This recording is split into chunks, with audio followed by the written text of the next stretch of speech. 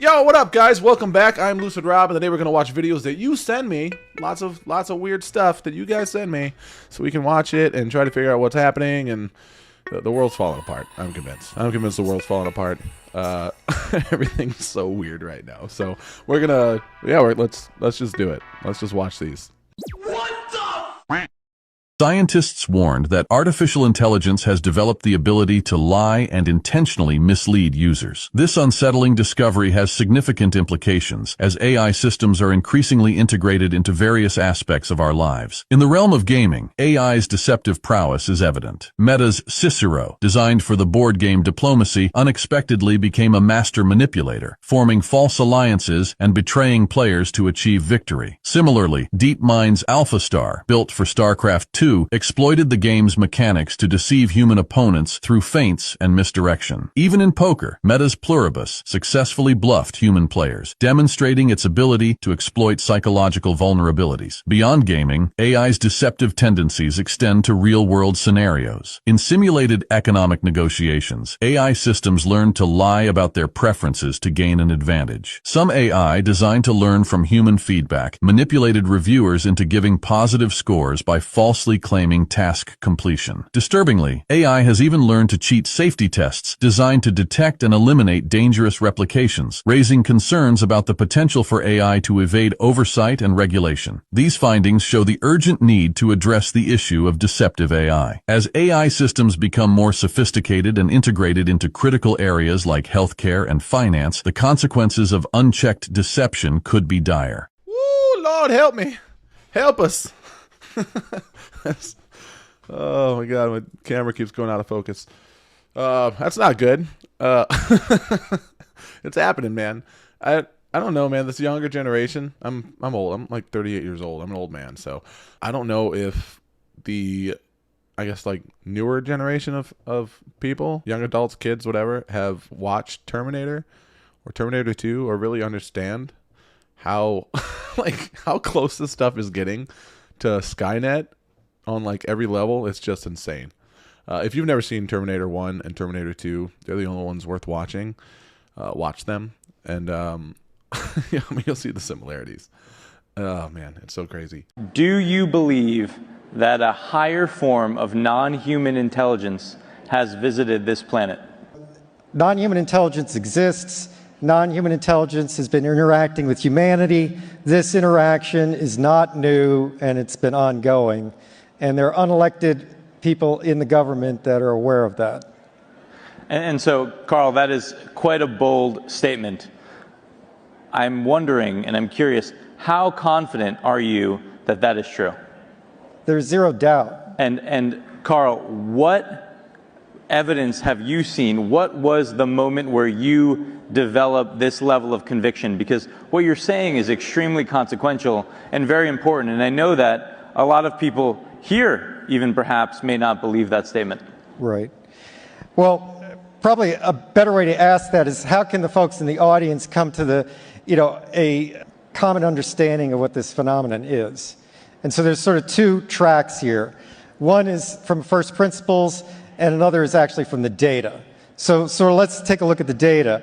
So we can look at some folks that have very high level access to information, like Paul Hellyer, who was the defense chief for Canada, has come out and said the same thing. We can look at Ham Eshed, the head of Israel's, or the former head of Israel's Space Force, has said the same thing. Chris Mellon. Who the fuck is that guy? Hold on, I'll tell you who he is actually. Apparently he is Colonel Carl E. Nell, a seasoned aerospace executive and former U.S. Army colonel. I almost said colonel, because I'm reading it like it's spelled. And what's wrong with me today? So how do you feel about this? I mean, we've had this discussion so many times. We've talked about this all the time. Project Bluebeam, I believe that's a very real thing. But I feel like it's like a race against the actual aliens that are invading us right now. Because I think, we've been working Project Bluebeam, the government agencies, whoever, the cabal, whatever you want to call them, have been working so long to kind of build up to this and build up the technology to this point where they could have like a fake alien invasion, or like have a one world, government, new world order, one world economy, whatever you want to call it, just all encompassing one head, one leader above all of us. I don't know if there's any more ways I can say that, but I think I've exhausted all the different ways to say the same thing. But I think that there actually are, aliens, and there actually has been contact with them. And I feel like, I don't know, maybe the aliens don't have much of a say or much input on what's happening. I think maybe we are using some of their technology in order to fake a fake alien invasion. I think maybe the aliens that we've come in contact with are probably nice, I guess, and maybe have worked with us and exchanged some things with us as far as technology. And I mean, there's lots of different theories, like the alien, the Greys are unable to basically procreate, right? They're unable to give birth and populate themselves anymore. So that's with all the cattle mutilation and stuff that was happening with, cows across the country having their reproductive organs ripped out and stuff. I actually kind of had the theory where maybe that was associated with the Greys or whatever alien race not being able to, have kids, I guess, spawn new versions of themselves, keep their civilization going. So they made a deal with us to abduct so many people. We've heard that before, where they had made a deal with the government to where they could, if they gave us technology, they were able to abduct so many people a year or something, and so long as they wiped their memory of it. I don't know. I'm trailing off here. I'm just saying. I think that we have come in contact with aliens, but I don't think they necessarily want to harm us. So I think that they're the government's leveraging that contact with extraterrestrials in order to, kind of fake an alien invasion in order to get control of us. Because we've seen just in the past couple of years with all this mandates and whatnot that they're trying to control us.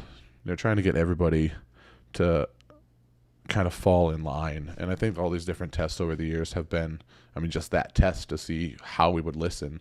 If a big event, a potentially world-ending event like a disease spreading across the world, like we experienced, if we're scared enough, will we comply? Will we do whatever they tell us to in order to survive? And I think just on top of, all the inside jobs and, terrorist attacks and fear-mongering through wars and all that stuff, I feel like they're just kind of building up and testing us to see in order to get to this Project Bluebeam stuff. Where they're okay, the only way you're going to survive as a species, to keep humanity alive on Earth, because a super, technologically advanced alien race is coming, the only way to survive is to do everything we tell you to and come together as one, which I'm all for believing that the only way for us to progress as a, species, as a civilization, is to kind of all come together, toward the betterment of technology. And we have to stop fighting other countries, and we have to start working with other countries, get our best scientists together in order to create the technologies needed to be a multi-planetary species and whatnot. But and people are too greedy. It's not happening. So I think it's definitely going in a direction that does not have our best interest in mind and is just going to control us. But yeah, that's a lot. I trailed off there. Sorry if that was a long response, but I don't know. How do you feel about aliens? Do you think it's just all Project Bluebeam, or do you think there's actually aliens here? Or how would you weigh the two with each other?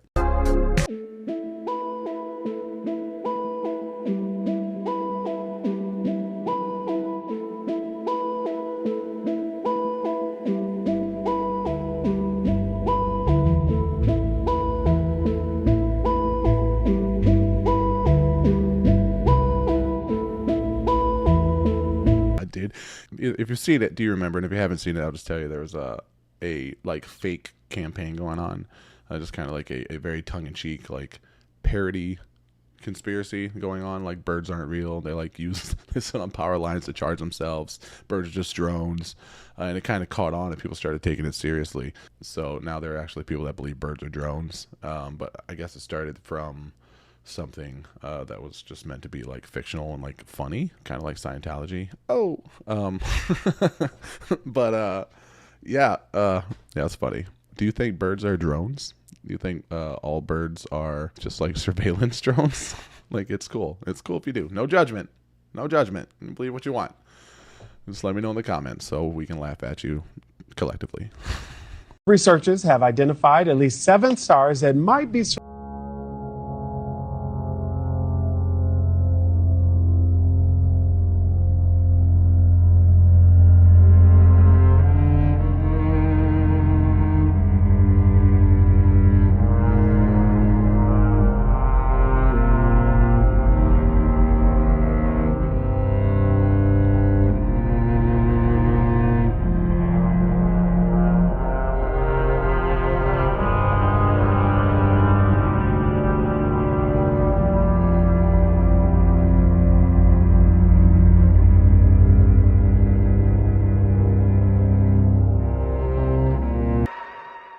want a star to be my plaything. A movie star. I want a movie star plaything. That's fucked up. That's actually, I guess it's like an old theory. The Dyson spheres. I don't know how old. Don't quote me on that. I know it's just like an older theory. Now they're actually kind of seeing like, oh wow, we're seeing some things that actually resemble that theory. And I feel like that's how it is with a lot of theories, right? Like, so you get like a very small base group that actually follows this hypothesis, and then you get more technology, you get more research, and over time you get to really test those theories and gets closer and closer to these things that seem so far-fetched and like make-believe that eventually like it's like shocking when they actually come true. And this happened a lot over history with lots of different technologies. I'm a big fan of future or retro-futurism, where like the Jetsons and stuff like that, like basically like Fallout. Those aesthetics where, you know, based on their experiences and their environment, you know, and the technology they have at the time, that's like really the only way you can base what the future might look like, right? Without like some extraordinary imagination. So it's kind of crazy in this instance of Dyson spheres. Like, I don't know how long ago these were like said to like be a thing, but the fact that they were pretty spot on in how they would have to look, and I guess that's how, I mean, they would have to be set up, is pretty cool to me. How it was just like a really good guess. We're screwed, everyone. We're screwed. It's a fear-mongering video. Brah, be afraid. Brah. Imagine, if you will, the simplest shapes, the triangle, the circle, and the square. These shapes, when dimensionalized, become very interesting. These shapes in themselves represent three different things. The triangle represents the ethereal plane, the square represents the physical plane, and the circle represents the eternal plane. When you see the actual circle, it's the wheel, it's the never-ending, it's the eternal, it's the expansiveness of all things. When you look at the triangle and the square as they come together, you actually see what we look at Egypt, the actual Great Pyramids. We talk about the 3 points of the triangle that actually are the ethereal plane, and they stand for mentalism, correspondence, and energy. They are the isness of singularity. They are the single point of all things, where all things start. The physical plane is in constant rotation with the ethereal plane, through rhythm, polarity, karma, and gender. In order for the physical plane to receive, the physical plane has to be in balance. This is what we call free will choice. When we're able to receive the divine in human form, we're able to turn around and create expansiveness. At this point, we expand into the eternal plane. Through the law of correspondence, the eternal plane lives as above, so below, and that is when all things start to shape and shift, and that is when we move into a different and higher dimension. These are the clues that we have been left. This is what we're here to remember. I don't really have a comment for that because I didn't really understand that, what he was saying. It's just a whole lot of stuff. He's saying a lot of words. And those words weren't really landing with me today. So if you could explain what he was trying to say in the comments, that'd be awesome. Let me know, because apparently I'm just dumb today, and it's not my best day for watching these videos. But I don't know. Yeah, just let me know. What did I miss there? Because apparently I missed a lot.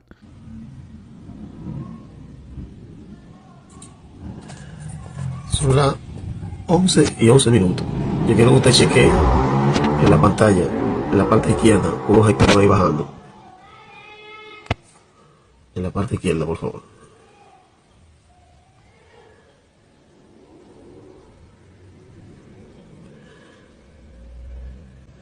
Este es el techo, viene bajando el objeto, viene bajando el objeto. Ahora usted va a chequear cómo va a salir. Por ahí por donde está esa luz que está enfocando. Esa lámpara, mire, con un objeto rojo a ver la arena, mire cómo está brincando. Mire cómo sube la luz y la pared. Ese objeto rojo, mire. Mire cómo está, mire cómo está. Mira cómo está el objeto rojo en la esquina.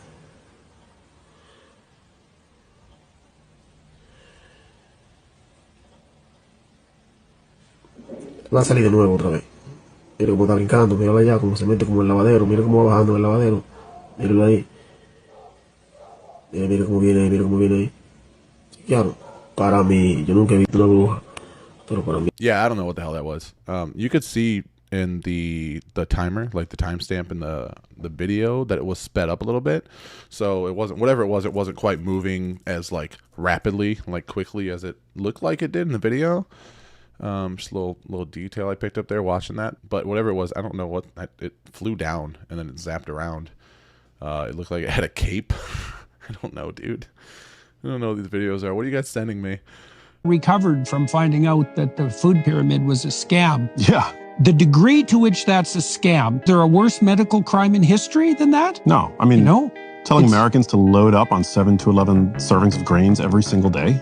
To find out that that was a marketing ploy by the Department of Agriculture and that they went against the advice even of their own consultants who warned them that they would produce an epidemic of obesity and diabetes, which is, well, and not to say nothing of depression and dementia, which is exactly what we have now. Exactly. It's like what you even do when you find out that that's true. And the unwarranted demonization of natural fat-containing foods, nutrient-dense foods like animal-source foods, which continue to be demonized. Even by the American Diabetic. Is it Association Society? Yeah, that's super crazy to me. It's weird because we don't really know what to listen to anymore, right? Like, they said, like, breakfast is the most important meal of the day, right? And I was watching some stuff, and it turns out that breakfast, people used to not eat breakfast really like that. Like, it wasn't like eat as soon as you wake up, you know, bacon and eggs and whatnot. That was actually, like, breakfast was created by a marketer, like a propagandist. I forgot, I wish I could remember his name right now, but I'm drawing a blank. Very clearly can't think well right now, based on my reactions to all these clips. But he basically created breakfast to sell more bacon and eggs. And it, like, became like a staple now. Like, breakfast now, it's the most important meal of the day, right? And same as, like, butter being bad for you. And like people used to use, like, lard all the time to cook, and they replaced lard with canola oil, like vegetable oils, and basically things they used in machines, which is, like, so terrible for us, like seed oils. Like, they're awful for us. I think Jake Tran actually has a video on seed oils where I got this information from. I know he's kind of going through some stuff, like, people aren't happy with him because of some of the sponsors of his videos, but whatever, it's still good content. So check out Jake Tran's video on seed oils. It is crazy. It is crazy. Do your research, read up, learn, be perceptive, receptive, all those septives that you need to make good choices. How did we go from fighting a revolution over a 2% tax on a breakfast beverage to what we pay today? And we're taxed on money when we receive it, when we spend it, when we keep it, when we invest it, and even when we die with it. It gets worse. We commute to work to make that money in a car that is taxed again to register on roads we're already taxed to build, fueled by gas that is taxed even further, and many times through tolls that tax you again. And that's to maintain bridges and highways and tunnels that already have billions of dollars, taxpayer dollars, allocated to them, and they're still falling apart. And then when you get to your office that is taxed to exist, in a corporation that is also taxed to do business, that almost certainly requires permits and other things, which are another tax, you are paid a paycheck that the corporation must match another payroll tax on top of what they have to pay you. Then you go to a home of which you are taxed to own every single year that we bought with money that the government already taxed us on. Oh, by the way, the more money you make and the more you pay in taxes warrants the government taking more and even higher percentages of your money. Taxation is theft. I mean, what more is there to say? I'm not really sure what we can do about it, though, right now at this point, right? I mean, just a full-on revolution, you know, would be probably a lot harder nowadays than it was back in the day. I mean, what would the solution be to actually, like, get out of where we're at right now, right? I mean, we could try electing officials that have, you know, our best interests in mind, but nobody's, like, gonna fully fit, like, the bill of what's needed, right? They're always gonna do things that are somewhat in their self-interest or in the best interest of corporations that don't have our best interest, or like there's basically no one's going to save us, right? Like, we have to save ourselves. We have to get ourselves out of the situation that we're in, no matter what the situation is in life. Bad relationships, bad jobs, bad health, bad environment, location, whatever. To some extent, everything's somewhat in our control, right? So I don't know. Let me know in the comments what the solution is, because I don't know, but that sucks. That sucks really bad. What is that? Okay, that's weird. Can you film it too? I can't, it doesn't get any detail. That's weird. It's moving though. It is, it's going from left to right. Satellite. Yeah, but to be that long, that's exceptionally weird. Someone must... It's got to be some balloons. Yeah, but it's like so easy to see. Again, your guess is as good as mine. I have no idea what that is. I don't know. I'm not a camera doctor. I don't understand how these things work. It was something big in the sky, guys. I don't know what it was. I want to know what it is. Tell me what it is. New prison concept might be the creepiest thing I've ever seen. Welcome to Cognify, a facility designed to treat criminals like patients. Instead of spending years in an actual prison cell, prisoners could finish their sentence here in just a few minutes. Cognify could someday create and implant artificial memories directly into the prisoner's brain. These complex, vivid, and lifelike memories are created in real time using AI-generated content. Depending on the seriousness of the subject's crime and their sentence, the memories could be tailored to the rehabilitation needs of each subject. The artificial memories implanted by Cognify would be seamlessly incorporated into the existing neural networks of the brain. Cognify concept offers a new approach to criminal rehabilitation, transforming how society deals with offenders by focusing on rehabilitation rather than punishment. First, the prisoner is given a choice, either spending tens of years in a prison cell or seeking fast-track rehabilitation through artificial memory implantation. Next, the prisoner undergoes high-resolution brain scan. Cognify is then placed around the head of the prisoner. The intensity and the type of artificial memories is then adjusted depending on the crime. Synthetic memories are customized depending on the crime committed. Violent offenders could experience memories that are designed to trigger empathy and remorse, seeing their crime from the perspective of their victim. I keep saying this every day, but does anybody else feel like we're living in Black Mirror, 1984, The Giver vibes? Straight Matrix vibes, dude. Have you seen watch season 1 of Altered Carbon on Netflix? Not season 2. Season 2 sucks.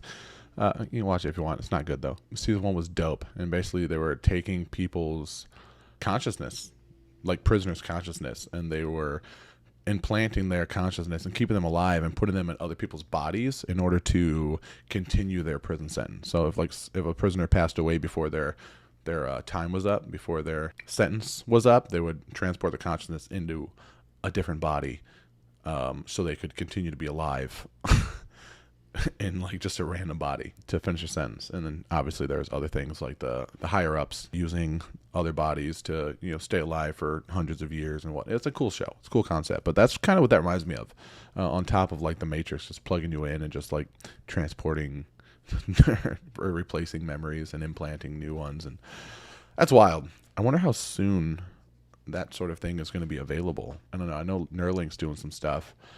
I don't hate Neuralink. I like the idea of it. I mean, I love like cyborgs and cyberpunk and, you know, sci-fi and stuff like that. But I mean, anytime there's something that can do good, there's going to be the opposite, and it's going to be able to do bad as well. So kind of got to weigh the opportunity cost of the technologies and the technological advancements that we make. So erasing prisoners' memory and implanting false ones to make them a different person it's a thin line.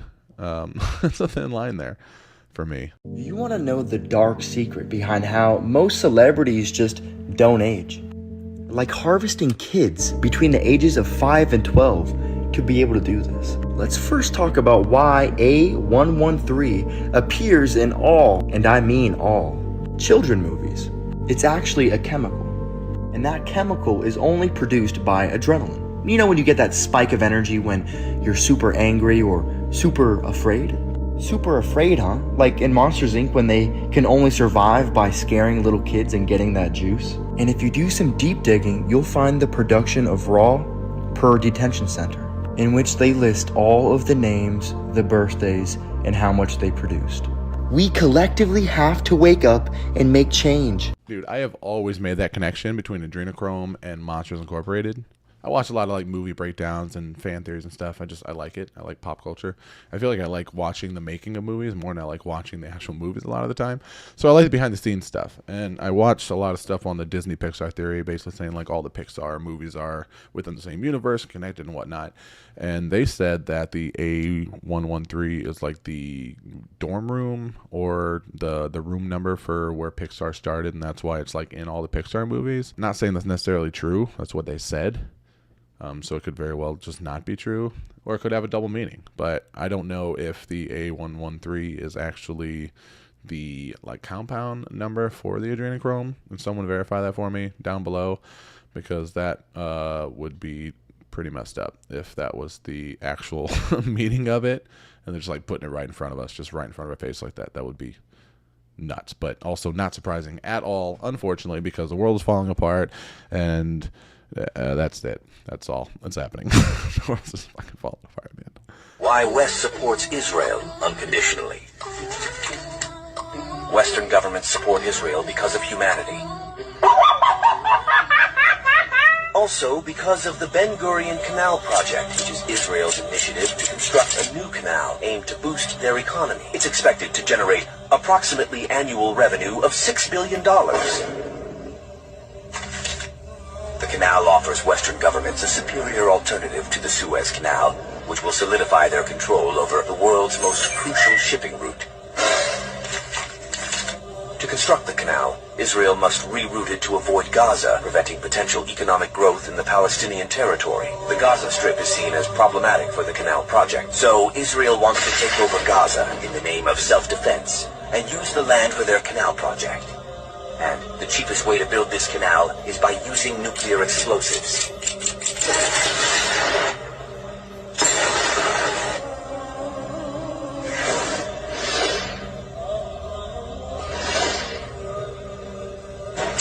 This will bring in billions of dollars, but it will come at the cost of millions of innocent Palestinian lives. Historically, Arab countries used the Suez Canal to pressure the West. But the new canal gives the West more flexibility in Middle East. This allows them to destabilize Middle East and expand their imperialism. I don't know if YouTube's going to let me post this video, man. Some of these topics already, just in the first 2 videos you guys sent me. I mean, we'll see. I have to say my favorite food of all time is pepperoni pizza, definitely. What's my favorite food is a chili hot dog.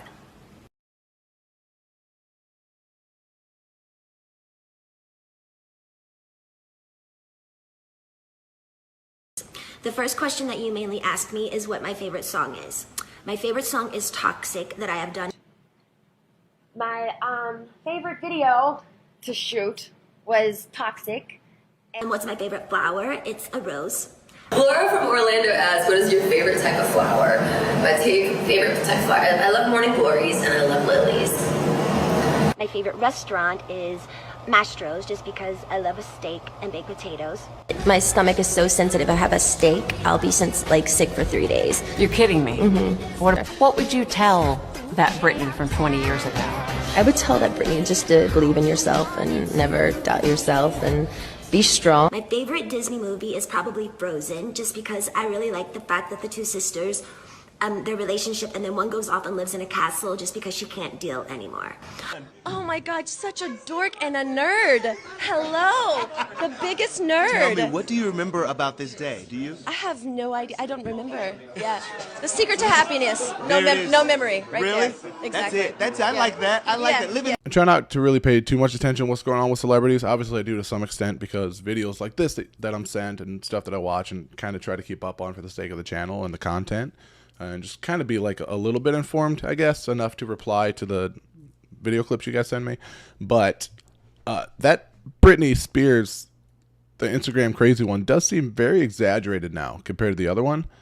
Assuming they're taken around the same time, there's a difference. Could be drugs. I don't know. But I have heard theories that they're deep fakes. Like it's her sister deep faking her, or just a different person entirely, a impersonator or something. And sure, it's possible for people's, favorite songs, favorite foods, favorite flowers to change over time. I mean, mine does. My friend Devin, his favorite restaurant changes like every 2 weeks. But at the same time, after hearing that, people think it's a fake person and watching just the like complete 180 just between the inflections in her voice, like the pitch of it, or her mannerisms, the way she presents herself entirely, like just completely like out of her mind, like childlike elation and fidgetiness. It could be drugs. I've seen people react to drugs that way, where they're just like, just out to lunch entirely. But I don't know, that seems a little too...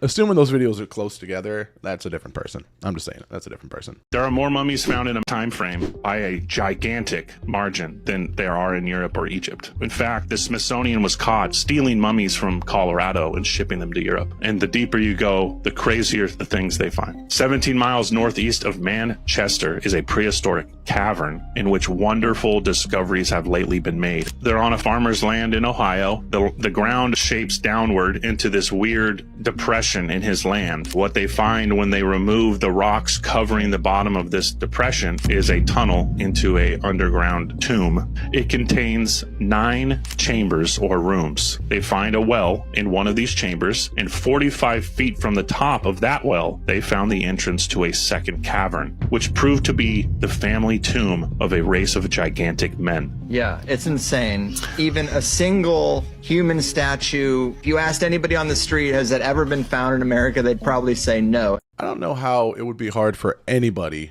to not believe that there's ancient relics and whatnot here. The American continent has been here just as long as any other one. And I'm in the understanding, or at least the belief, that civilization is much older than modern day mainstream science says it is. So I'm one of the people that think the Egyptians stumbled upon the pyramids and the Sphinx. If we dig anywhere, I think we would find something from a previous civilization. Some sort of proof anywhere. I'm not saying like every 5 inches you're going to find something. I'm saying like on any continent, anywhere. I think if you dig deep enough, you will find something, assuming you dig in the right spot. On a cross. Look at the type of blasphemy. Look at that. They put an idol, a demon on a cross. Straight blasphemy of the Lord Jesus. Highway 61, look at this. This is a woman leaving a man, packing her bags, leaving her husband. Look at the short dress. Look at the red bottoms. Sexual perversion, immorality. Look at the dog. It's a demon. She's following the dog, leaving her husband. Adultery. Look, on a crossroads. Look, they even put a red cross. Look at this. And look where it goes up to. Satan with a guitar in his hand. And look at that. Look what it says right there. Lucifer Express 666. You see, look. I can't make this up, bro. This is in Disney Springs where little kids walk in. This is the first thing you see. Look at the art, bro. I'm telling you, man, the devil's a liar. This is the first spot. Look at this. Look at this, bro. Are you kidding me? We didn't even go 100 feet. Look at that. That's another demon holding a child. That's a demon holding a child. A man in a coffin. Witchcraft. And like I said earlier, look at that. Look at the blasphemy. Straight blasphemy, bro. And these are all totem poles. They used to use totem poles in the Old Testament. The pagans would use totem poles for idol worship. Look at this. Look at this angel of light. A fallen angel. But yeah, as you guys can see, the totem poles. When people say, you know, you shouldn't have a Christmas tree, when they're in the book of Jeremiah, I believe, when it talks about ornaments on the tree, it was actually talking about a totem pole. This, literally. When the Lord says, do not put any ornaments, you see what I'm saying? Ornaments on a pole. They would actually put ornaments on a pole and worship it. It was witchcraft. All right, that guy's an idiot. No offense if you're watching this guy, but that's stupid. You're reaching. He's reaching. The Christmas trees come from the Vikings, dude. Yes, it's a pagan ritual. Every religion is a pagan ritual. Christmas comes from pagan. Halloween, obviously. Christmas is Yule. Dude, Easter is Ishtar. Like, if you go back far enough, everything comes from something else. I don't know. I'm not a Christian. I think religion is stupid. I think superstition is dumb. I think like it leads to people, not always, but it can lead to people reaching like this, that Jesus on a cross, that was just a shitty artist. It's just the guy was not good at carving wood. That's all that was. He's just not good at carving wood. It's not a demon. It's just a really bad carving. Crossroads is a very well-known story in media. It's a metaphor for basically giving up your morals to gain something. You know, basically giving yourself up to gain something temporarily. Sure, okay, maybe some people might disagree with having that there at Disney, but Disney Springs, it's entertainment, it's media. I completely understand them using something like that. Also, Disney Springs is a really cool spot. I don't live too far from it, and it's a cool spot. You should check it out, despite what this guy is telling you, because it's a great place to take your family and get some food and check out the Lego store and all that stuff. I don't think you're ready for what I'm about to present in this video. I really don't think you're ready for what I'm about to present in this video. And it all starts in the most unlikely of places. A place they want us to think is nothing but a third world wasteland. But in reality, it's a place fit for a king. Well, maybe not a king, but definitely an angel. 200. As a matter of fact, 200. So this video could cause severe ontological shock. This is a disclaimer. I've never done this before, but I'm doing it because this one warrants it. I'm not being dramatic. If you're not ready for your entire belief system, your understanding of humans and our place on Earth and our history to be shattered, do not watch this video, and I'm being very serious. For the rest of you, let's go for a little ride. Our government has come out, even under oath, and said that they have no evidence that we are dealing with extraterrestrials. And I believe them. I didn't used to. Now I do, and this is why. My research has concluded this. The two most common encounters on Earth are the Greys and the Nordics, okay? The Greys are future humans. They are a synthetic AI fusion. We will table that for this video. What we're going to talk about are the Nordics, which are also future humans. In the future, they had to escape. At this point, they realize they can't escape physically because they're contained in this holofield. They're contained in the solar system. The only way to escape is to actually graduate spiritually, to ascend up. They can't for some reason. So they must escape because of things going on Earth. They escape to the past. Our ancient humans are the Atlanteans. They established a place called Atlantis. It means the land of Atlas. They came from the future.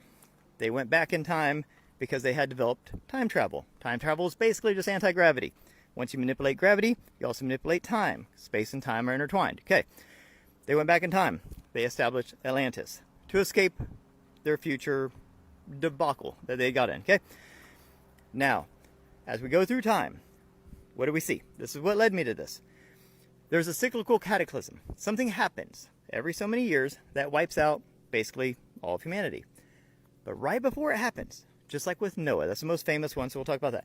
Somebody comes and says, hey, this is coming. Flood's coming, man. Build a boat. Gives them all the information. How did they know? Okay? How do they know what's coming and how they know how to survive? And then after the flood, after every cataclysm, these beings come, tall, long hair, beards, carrying a bag, and they reseed civilization. So before a cataclysm, they save a certain amount of people. After a cataclysm, they make sure that those people survive and thrive. Why? They don't care so much about the individual person. They don't care if you're happy or healthy or get that raise or anything, but they damn sure don't want humanity to get wiped out. Because if we cease to exist, they cease to exist. They're future humans. That's why they need us. Pretty serious vested interest there. Okay, that's wild. Now, when we look at ancient, civilizations, ancient aliens, they're always going to these like megaliths and these monuments and these temples and cities and stuff.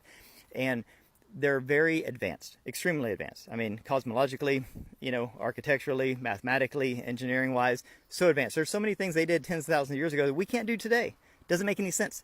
It's because they came from the future, okay? Now, this is where it gets super interesting. They also put Easter eggs. They put breadcrumbs in to all of these civilizations. They built these giant monuments. They built these pyramids. They built all these things because they're leaving clues for themselves. They know when they see that statue of the bearded guy with the bag, that's them. It's a signature. That's why it's in every culture for thousands of years. These cultures had no contact with each other. Yet they made the statues that almost look the same, right? With same bag, same handbag. Why? That is meaning that a cataclysm occurred there and these beings reseeded that population. They have to make sure humanity survives, period. But it's like, okay, think about it this way. If you went back to the caveman days and you met a caveman, you wouldn't really care what ends up happening to that caveman. You'd be like, hey, he's going to have a life, a family, a job. He's going to, do caveman things, right? And he's going to learn his lessons and all that. It's not my job to intervene with that caveman. But you damn sure wouldn't go back in time and wipe out all the cavemen, right? Because we come from them. They evolve into us. See what I'm saying? We are like the cavemen to these people. We can call them people, okay? They're people. They're humans from the future that went back in time to escape something, and then they have to make sure, it's a bootstrap paradox. They have to make sure that nothing happens to us, because if something happens to us, it happens to them. But they are also trying to fix their situation because they don't want to go in a loop. So they have to make sure that they continue to exist by making sure we continue to exist.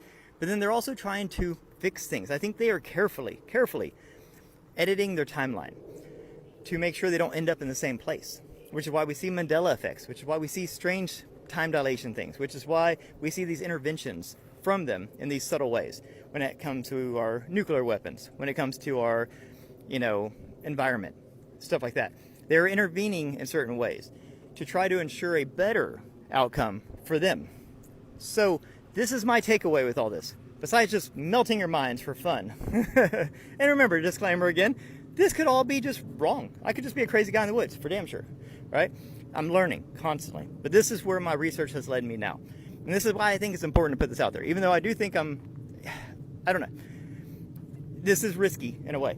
But I think it's important because I think that they want us to do better. I think the important takeaways here is what we see as gods, you know, the Olympians, the Devas, the Anunnaki, you know, these are us. They're humans, which shows our true human potential. And I think it's very important for everyone to realize what we're capable of. A lot. But it's a cautionary tale because they had to go back in time because they messed things up. Because they couldn't spiritually ascend. And because I think something physically happens to Earth. So, we need to do better. We don't want to just go in a loop. If they are us and we are them, we don't want that outcome. We want a better outcome. We need to be better. We need to realize our true human potential. We need to realize what we're capable of. We need to realize that we are the gods. We look at them as gods, but we are them. That is our potential. But we have to use it in the right way. We have to take care of this planet. We have to take care of each other. We have to be better so that we don't end up the way they ended up. And I think that's why they're coming back, to make sure that we don't just go in a loop. So, of course, they're ensuring our survival so that they don't cease to exist. That's step one. Step two, be better. Be better. That's what I think is important here. What do you guys think? I know that's a lot. I know that's heavy, man. That's heavy. It changes everything. It changes religion. I won't even get into that, but the religious part is a big part of this. It changes everything, okay? Changes what we think about a human, our history. I think these guys were leaving Easter eggs all through history. I think all of these ancient monuments and monoliths and temples and sculptures and all that stuff, they left that. They're leaving themselves information embedded in all this. That's why there's so much sacred geometry embedded in all these monuments and these pyramids. They're leaving themselves information. And the only way they know it would survive cataclysms, you know? Paper won't survive, books won't survive, you know, computers won't survive, stone will, clay will, gigantic monoliths and pyramids will. They're leaving and embedding information. And then they put their signature, their statues of themselves with those handbags all along the way. They are us. That is our potential. That is what we are capable of. So much. We're capable of so much. But we're also capable of so much destruction. That's the cautionary tale. Let's be better. Let's make sure we don't just go in a loop. Let's rise to the occasion. Let's be the gods that we know we can be. But let's use it for good. Let me know. What do you guys think of all this? Have a beautiful day. Peace. Wow. That was a great video. I guess seemed like a really nice guy too. I love that theory. I think it's possible. I think that some species of, you know, aliens could be from the future. I'm just not sure how time travel works. Does time travel work like the Avengers or like Back to the Future? Is the butterfly effect true? Is that real? See, it's all so confusing. I don't know. I'm not sure if the butterfly effect is true, so I'm not really sure how to approach that, but I think it's cool. I'm in the way of thinking that maybe the pyramids and whatnot were here from a technologically advanced race that was here before us, not so much came back from the future and then built it so we would recognize it moving forward. But that's a really interesting take. I'm definitely going to think more into that one. I do think that, you know, an alien race came here at some point, like the Anunnaki, and my favorite and the most believed, right, the one that makes the most sense to me is the Anunnaki coming here and, you know, biologically manipulating our DNA with their DNA to basically accelerate our evolution and built technology while they were here and kind of did what they did on the planet here. So I don't know, man. The universe is bigger than we can imagine. It's literally, you can't fathom how huge it is and how many planets could potentially hold life and how much older a lot of those planets are and how much older civilizations on those planets are and how much more advanced they are. And it's nuts. Like, I'm a big sci-fi fan. It's crazy to think what the possibilities are, but I mean, I'm in the way of thinking that anything you see in a sci-fi movie is potentially a possibility of it being true somewhere in the universe, depending on how advanced, how old, how many resources, whatever a specific species is, right? So that's crazy. I don't know, but let me know what you think. My brain's gonna explode. There's so much in this video. I can't thank you guys enough for sending this stuff through. It's really cool. But thanks for watching, everybody. That's it for today's video. Great clips. Awesome clips, you guys. Lucid Crew, thank you guys for all your support. Thanks for sticking around while I was gone and coming back to support me when I come back. Life's been crazy lately, but we're back. We're getting back into it, and I'm fully prepared now with my my tinfoil hat. So thanks for watching, everybody. Enjoy the rest of your week, and I will see you soon. Like, subscribe, share if you liked what you saw today, and I'll see you in the next one. Peace.